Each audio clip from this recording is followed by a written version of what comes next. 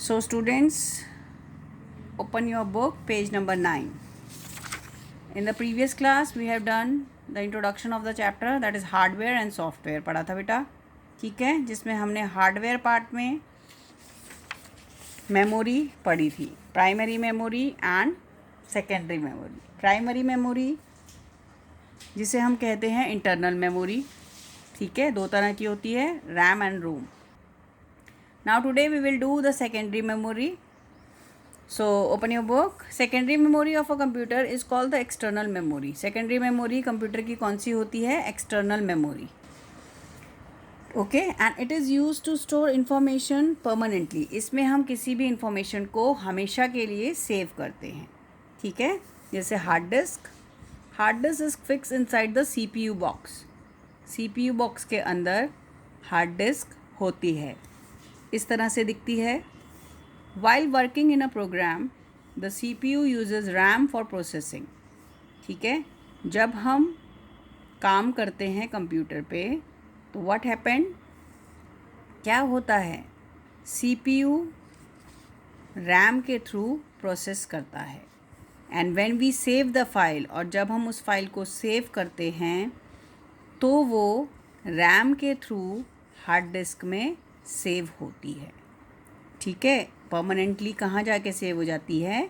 Hard disk में. Nowadays external hard disk are also available in the market.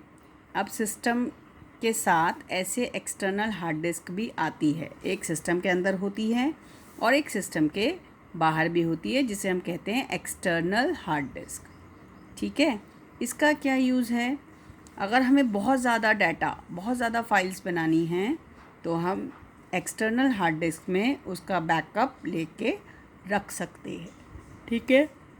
यहाँ पे एक वर्ड आया है USB, that is universal serial बस, ठीक है. USB होता है इस तरह का प्लग, जिसको हम किसी भी CPU पे लगा के वहाँ से डाटा बैकअप ले सकते हैं, ठीक है. A hard disk has a capacity to store data from 1 TB to 100 TB, that is terabyte, ठीक है.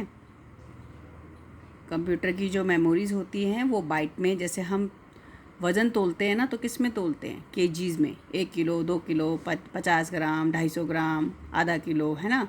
ऐसे कंप्यूटर की मेमोरीज बाइट्स में नापी जाती है. तो हार्ड डिस्क की मैक्सिमम कैपेसिटी कितनी है? 1 टेट्राबाइट से 100 टेट्राबाइट, ठीक है, समझ गए. Now come to pen drive.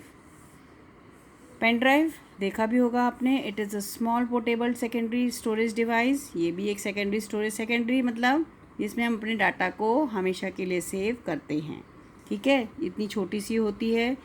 इसको हम फ्लैश ड्राइव भी कहते हैं. इसमें कॉमनली कितना डाटा आ पाता है? 4 to 256 GB, ठीक है बेटा. इनको ध्यान रखना कि इनका नाम क्या है, ठीक है, और इनकी कितनी स्टोरेज कैपेसिटी है. Now the next one, that is CD DVD. ये बहुत पहले आपने देखा होगा, गोल्ड सी होती थी, ठीक है, थोड़ी सी शाइनी होती थी. And they are also use for storing the data, ठीक है. इसमें भी हम डाटा जैसे जैसे डेवलपमेंट्स होते गए, इन्वेंशंस होती गई, धीरे धीरे क्या होता गया, धीरे धीरे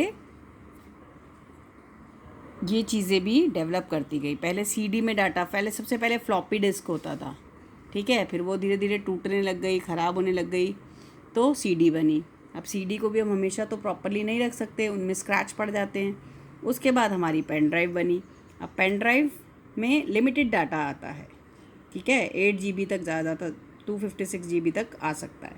उसके ऊपर अगर और डाटा चाहिए, फिर अब मार्केट में एक्सटर्नल हार्ड डिस्क ड्राइव मिलती है. मतलब आप डाटा लेके आराम से इसका बैकअप किसी और जगह सेव करके उसको रख सकते हो.